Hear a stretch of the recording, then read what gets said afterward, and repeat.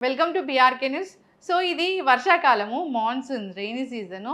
ఇప్పుడు ఏంటంటే దగ్గు, జలుబు, జ్వరాలు వేధిస్తూ ఉంటాయి. సో కాఫ్ ఎక్కువగా మొండి కాఫ్ అనేది వస్తూ ఉంటుంది. వస్తే ఒక నెల రోజుల పాటు ఉండే దగ్గు కూడా ఉంటుంది. మరి ఈ దగ్గు ఎందుకు వస్తుంది? మరి దీన్ని న్యాచురల్ వేస్‌లో తగ్గించుకోవడం ఎలాగా? కషాయాలు తీసుకోవాలా? ఇంకేమైనా హోమ్ రెమెడీస్ ఉన్నాయా?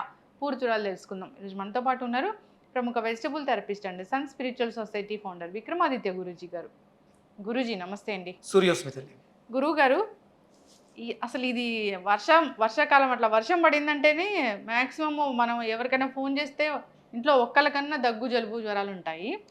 దగ్గు అయితే మొండి దగ్గుగా ఉంటుంది. 3 నెలల పాటు కూడా తగ్గని దగ్గులుంటాయి గురూజీ. అయితే దీన్ని ఎట్లా తగ్గించుకోవాలి అసలు?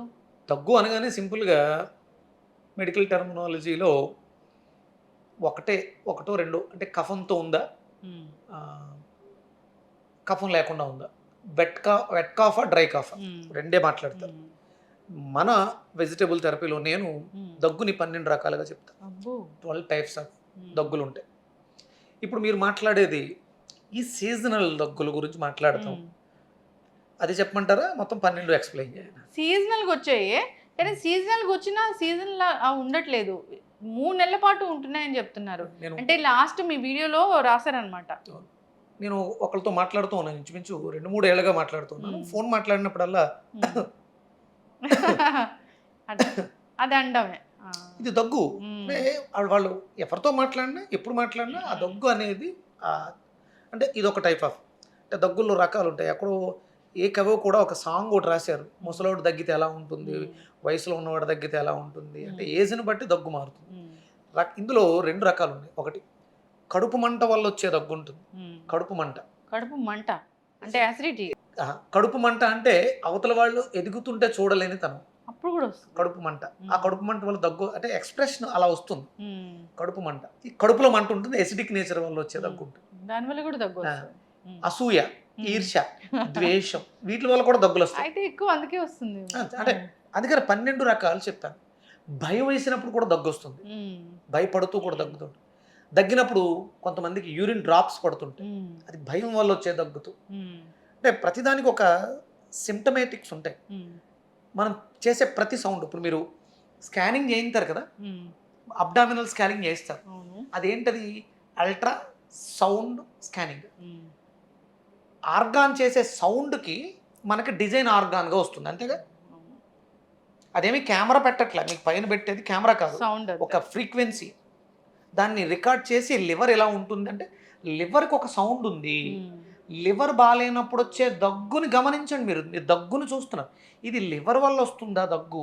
లంగ్ వల్లొస్తుందా దగ్గు అనేది మనకి ఆ స్కానింగ్‌లో తెలుస్తది. అంటే ఎన్లార్జ్‌మెంట్ లివర్ ఎన్లార్జ్‌గా ఉన్నప్పుడు వచ్చే దగ్గు వేరు. హ్మ్. ప్రోస్టేట్ ఎన్లార్జ్‌మెంట్‌గా ఉంటే దగ్గొచ్చే దగ్గు వేరు. లంగ్స్ ఎన్లార్జ్డ్ అయితే వచ్చే దగ్గు వేరు. హ్మ్. ఇన్ని రకాలున్నాయి. ఓహో! డిపెండ్స్ ఆన్ ఆర్గాన్ దగ్గు అలా వస్తది. యెస్. ఆ!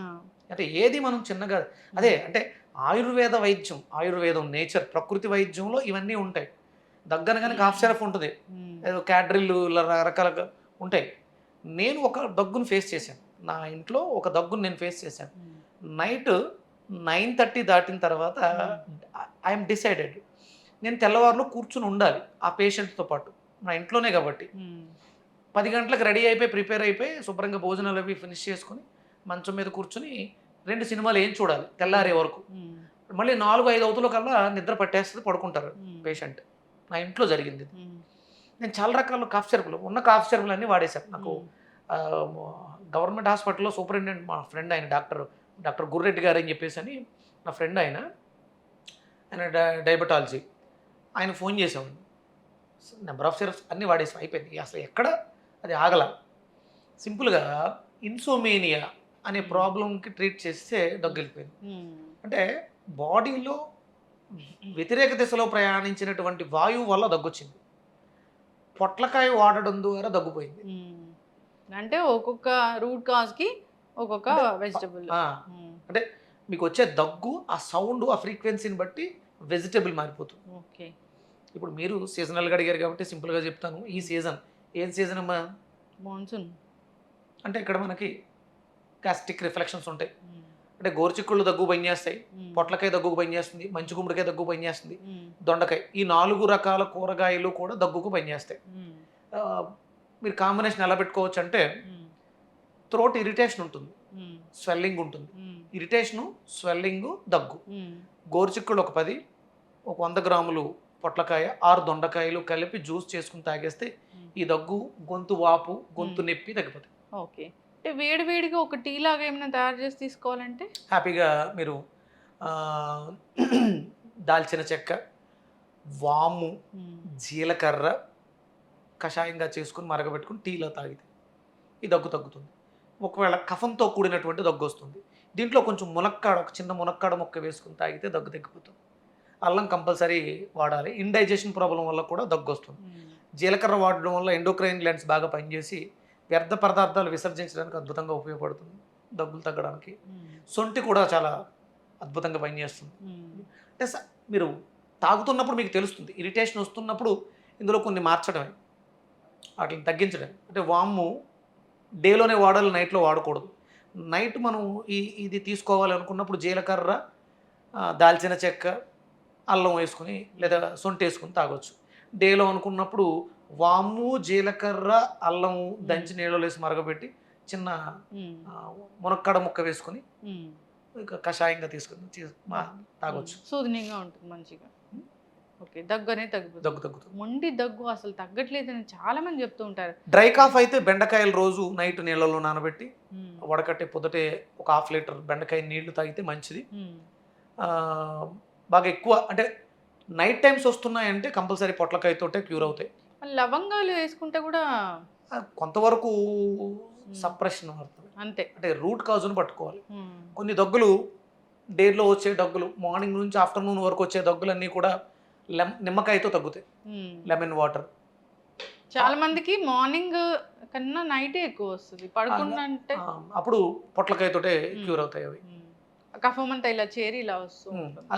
కఫం వచ్చింది అంటే మునక్కాడ, లంగ్స్లో కఫం ఉంది, ఫ్లమ్ ఉంది, దాన్ని బయటికి గెంటడానికి రెస్పిరేటరీ సిస్టమ్ పనిచేస్తుంది. కాబట్టి మీరు మునక్కాడ చాలా అద్భుతంగా పనిచేస్తుంది.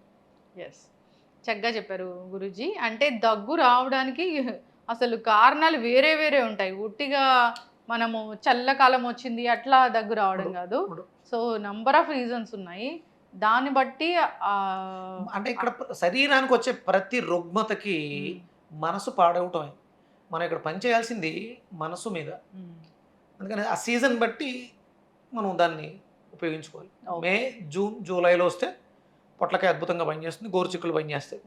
ఆగస్టు, సెప్టెంబర్లో దగ్గు వస్తే దొండకాయ పనిచేస్తుంది.